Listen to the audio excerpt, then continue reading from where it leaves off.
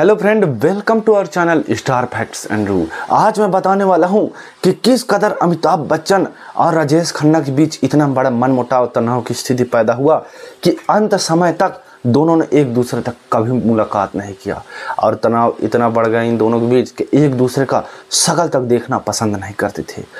तो चलिए बताते हैं पूरी स्टोरी क्या है और ऐसा क्या हुआ अमिताभ बच्चन और राजेश खन्ना के बीच कि एक दूसरे का मुंह तक देखना पसंद नहीं करते थे। दोस्तों, बात उन दिनों की है जब बॉलीवुड में केवल दो ही सुपरस्टार हुआ करते थे, जिसमें पहला सुपरस्टार है राजेश खन्ना जी और दूसरा अमिताभ बच्चन जी। इन्होंने अपने कला को इतने बेहतरीन तरीके से निभाया दोस्तों कि बॉलीवुड में इनका नाम अमर हो चुका है। एक को महानायक तो दूसरे को पहला सुपरस्टार के रूप में जो है नाम के रूप में दर्जा दिया गया है। लेकिन क्या आप जानते हैं कि इतने सारे फिल्में करने के बावजूद जो है कि एक से एक दूसरे का रिकॉर्ड तोड़ते हुए नजर आए हैं। राजेश खन्ना के पास ऐसा रिकॉर्ड है कि एक समय में जो है सबसे ज़्यादा हिट फिल्म देने का रिकॉर्ड उनके नाम शामिल है। तो वहीं अमिताभ बच्चन की बात करें तो यूनिक स्टाइल, यूनिक जो है कि डायलॉग्स और करोड़ों फिल्मों की संपत्ति जो है उनके पास रखी हुई है और वो अभी भी बॉलीवुड में एक्टिव है दोस्तों। लेकिन बात उन दिनों की है दोस्तों कि आप लोगों ने अंदाज़ा होगा कि अमिताभ बच्चन और राजेश खन्ना ने अपनी पूरी करियर में खाली एक दूसरे के साथ दो ही फिल्म किए हैं। अगर पहली फिल्म की बात करें तो जो है कि 1971 में आई फिल्म आनंद थी, जो कि बहुत बड़ी सुपरहिट ब्लॉकबस्टर फिल्म साबित हुई। इसके बाद फिर से स्क्रीन पर दोनों दोबारा आए। फिल्म जो है 1973 में रिलीज हुई। फिल्म का नाम था नमक हराम और यहीं से उनकी जो है रिश्तों के बीच खटास पैदा हुई दोस्तों। एक दूसरे के बीच तनाव पैदा हुआ और साथ में फिर इसके बाद वो एक दूसरे के साथ मिलकर कभी भी एक फिल्मों में काम नहीं किए। तो चलिए पूरी स्टोरी बात बता दोस्तों। बात उन दिनों की है जब आप तो जानते ही होंगे कि नमक हराम फिल्म के डायरेक्टर कोई और नहीं ऋषि मुकेश जी थे और इस फिल्म की शूटिंग चल ही रही थी दोस्तों। और उस दौरान एक दूसरे को ये दोनों सुपरस्टार टक्कर दे रहे थे। इनके कला से हर कोई प्रभावित था।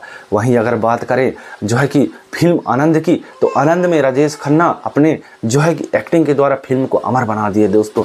वहीं नमक हराम की बात किया जाए तो नमक हराम का जब क्लाइमेक्स आता है तो उसमें जो है कि डेथ सीन होता है, राजेश खन्ना का डेथ सीन आने वाला होता है। तब इस पर जो है चर्चा हो रही होती है।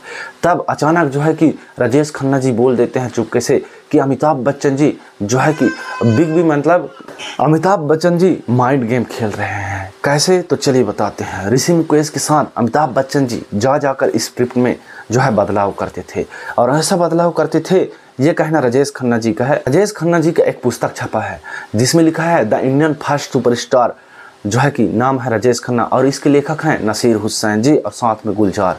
उन दोनों ने ही इसमें लिखा है कि कैसे जो है कि राजेश खन्ना जी चुप चुप के उनकी बातों को सुनना करते थे और बताते थे कि जो है कि Amitabh Bachchan ji deep mind game खेल रहे हैं, यानी दिमाग से खेल रहे हैं और फिर जो है कि हमको नीचा दिखाना चाहते थे। मतलब फिल्म में ऐसा क्लाइमेक्स लाना चाहते थे कि अपना सीन ज़्यादा करवा के मेरा सीन कम करवाना चाहते थे और यहीं से दोस्तों उन एक दूसरे के बीच खटास पैदा हुई।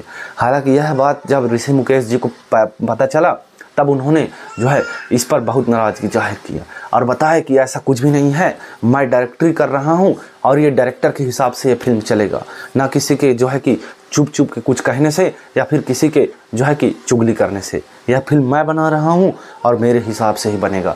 दोस्तों, उस दौरान एक दूसरे के बीच जो है इन दोनों के बीच खटास पैदा हो गई। एक दूसरे की तरफ देखना तक पसंद नहीं करते थे दोस्तों। इसके बाद कई साल गुजर गए लेकिन कभी भी राजेश खन्ना के महल यानी आशीर्वाद महल अमिताभ बच्चन कभी दोबारा नहीं गए और न ही ऋषि मुकेश उनसे कभी मुलाकात की। और यही नहीं, जब 69 की उम्र में कैंसर के चलते 2012 में राजेश खन्ना जी का निधन हो गया, तब भी जो है अमिताभ बच्चन जी वहाँ शरीक नहीं हुए दोस्तों।